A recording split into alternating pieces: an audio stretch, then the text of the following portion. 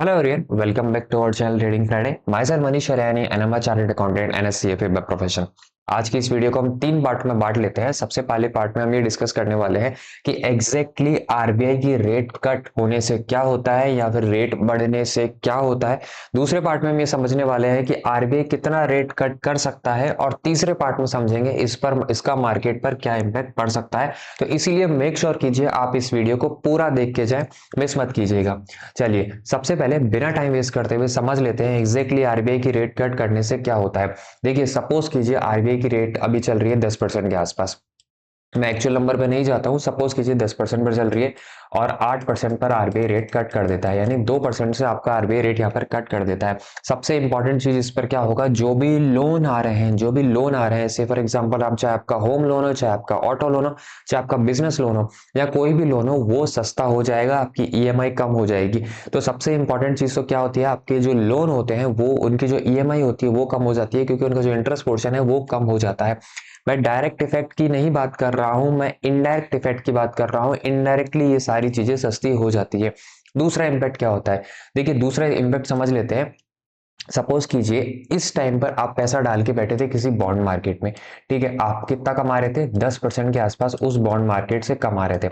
अब आरबीआई ने क्या बोल दिया कि मैंने ये जो रेट है अब 8% के आसपास ही दूंगा, यानी जो मैं आपको इंटरेस्ट मिलने वाला है, सपोज कीजिए अब 8% ही मिलने वाला है क्योंकि रेट कट हो गई है। तो वो क्या करेगी, लोअर इंटरेस्ट रेट, जो कि लोअर इंटरेस्ट रेट हो गई, ये क्या करेगी, इन्वेस्टर को पुश करेगी कि आप स्टॉक मार्केट की तरफ बढ़े। तो दूसरा इसका जो इंपॉर्टेंट फायदा हो सकता है, स्टॉक मार्केट में रैली देखने को मिल सकती है अगर आरबीआई सिग्निफिकेंटली रेट को कट कर लेता है। तीसरा क्या हो जाता है, तीसरा इसमें कंज्यूमर स्पेंडिंग ज्यादा हो जाती है। देखिए अगर रेट कट हो जाती है तो कहीं ना कहीं लोगों को लोन सस्ता लगने लग जाता है और लोग लोन पर कार, हाउस या कोई भी चीजें बाय करना स्टार्ट कर देते हैं। तो कंज्यूमर स्पेंडिंग, तीसरा सबसे इंपॉर्टेंट क्या होता है, कंज्यूमर स्पेंडिंग, जो काफी ज्यादा इंपॉर्टेंट है, वो हमारे लिए क्या हो जाता है, इसका फायदा हो जाता है। चौथे फायदे की अगर मैं बात कर लूं तो चौथा फायदा होता है बिजनेस एक्सपेंशन, क्योंकि कंपनी को लोन सस्ते भाव पर मिल रहा है, क्योंकि कंपनी को लोन सस्ते भाव पर मिल रहा है, इसके कारण से कंपनी और बोरो करती है और अपने बिजनेस को एक्सपांड करती है। तो मैं वापस से रिपीट करूं, अगर चारों फायदों को देखिए, चारों फायदे आपका जानना बहुत ज्यादा जरूरी है। चारों फायदे आप हमेशा याद रखिएगा। पहला फायदा ये होता है आपकी ईएमआई कम हो जाती है। दूसरा फायदा होता है आपका स्टॉक मार्केट में अच्छी खासी रैली देखने को मिलती है। कंज्यूमर स्पेंडिंग बढ़ जाती है, तीसरा फायदा ये है। और आपके बिजनेस भी एक्सपांड हो जाता है, ये आपका चौथा फायदा हुआ। ये हमने बात कर ली चौथे चारों फायदे की। लेकिन अब क्वेश्चन आता है कि इसमें नुकसान भी तो हो सकता है। लेकिन नुकसान क्या हो सकता है, सबसे पहले नुकसान तो हमने ऑलरेडी डिस्कस कर दिया था कि आपने अगर कोई इन्वेस्ट कर रखा है 10% के हिसाब से, तो लेकिन अब आपको उसमें 8% ही मिलेगा। यानी कि अगर आपकी कोई जो इंटरेस्ट की रेट है जिसपे आपने इन्वेस्ट कर रखा है और आप वहां से निकलना नहीं चाहते, जो भी आपकी डिपॉजिट है, तो वो भी आपकी कम यहाँ पर हो सकती है।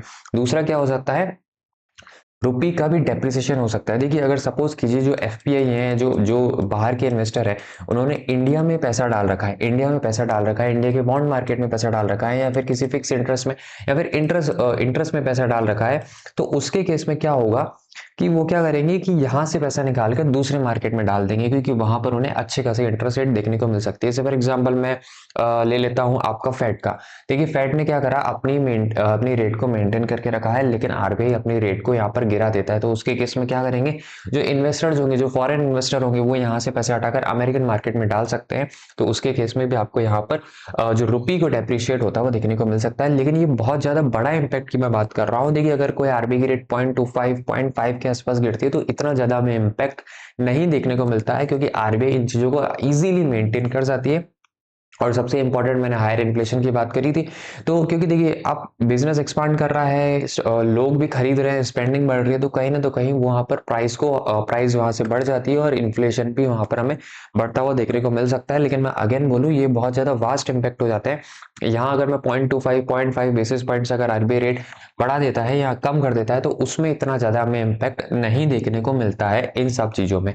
तो मैं वापस से रिपीट करता हूँ, पॉजिटिव साइड पर हमेशा ध्यान रखिएगा। आपकी ईएमआई रेट कम हो सकती है, आपके स्टॉक मार्केट में आपको रैली देखने को मिल सकती है, कंज्यूमर स्पेंडिंग आपकी बढ़ सकती है, बिजनेस एक्सपांड कर सकता है। अब स्टॉक मार्केट में रैली क्यों बढ़ती है, क्योंकि लोग इंटरेस्ट रेट से पैसे, जो इंटरेस्ट वाला पोर्शन है उससे पैसा हटाकर स्टॉक मार्केट में डालते हैं, तो वही एक इसका एक नेगेटिव हो गया।